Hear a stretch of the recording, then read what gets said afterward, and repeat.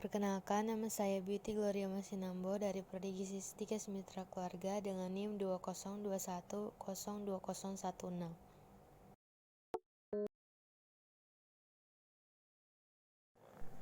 Pengertian umbi-umbian. Umbi-umbian merupakan tanaman pangan penting sumber karbohidrat, terutama dalam bentuk pati. Umbi-umbian merupakan makanan pokok di beberapa negara, terutama Asia dan Afrika, karena menyumbangkan kalori terbesar dalam makanan utama dalam sesekali konsumsi. Di Indonesia, umbi-umbian merupakan komoditas penting karena selain sebagai bahan pangan, umbi-umbian juga merupakan bahan baku untuk berbagai produk industri seperti tapioka, pati termodifikasi, gula cair, dan lainnya.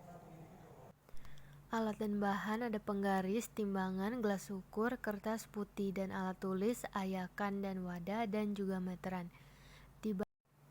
Bahan yang dipakai ada talas, ubi kayu atau singkong, ubi jalar, kentang, tepung tapioka, dan juga tepung sagu. Cara kerja, pengamatan struktur dan sifat fisik umbi dan hasil olahan umbi. Pertama, ada gambar masing-masing umbi secara utuh. Kedua, ukur panjang, diameter, dan tebal, serta timbang berat masing-masing umbi. Amati warna daging umbi dan perubahan warna yang terjadi setelah umbi diiris. Pengamatan mutu hasil olahan umbi. Amati derajat kehalusan hasil olahan umbi melalui kelolosan tepung dari ayakan. Yang kedua, amati derajat bersih bahan melalui pengendapan bahan dalam air dan hitung benda yang mengambang. Hasil dan pembahasan. Pengamatan struktur dan sifat fisik umbi.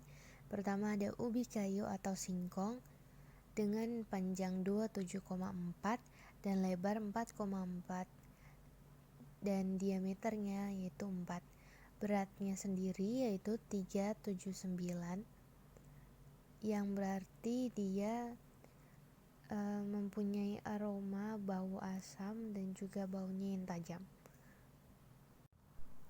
Dari segi rasanya, singkong lebih ke rasa hambar.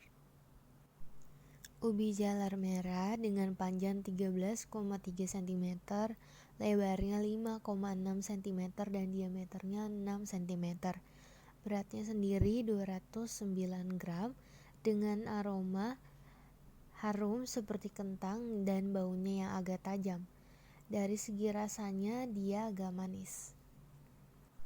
Sementara untuk talas dengan panjang 15,5 cm, dari lebarnya yaitu 5 cm dan diameternya 4,5 cm. Beratnya juga 282 gram. Aroma dari talas sendiri yaitu dengan bau khas yang baunya agak tajam dan rasanya agak hambar. Ubi jalar ungu dengan panjang 12 cm, lebarnya 4,3 cm dan diameternya 4,1 cm. Beratnya pun 98 gram dengan aroma dia harum dan baunya kurang tajam.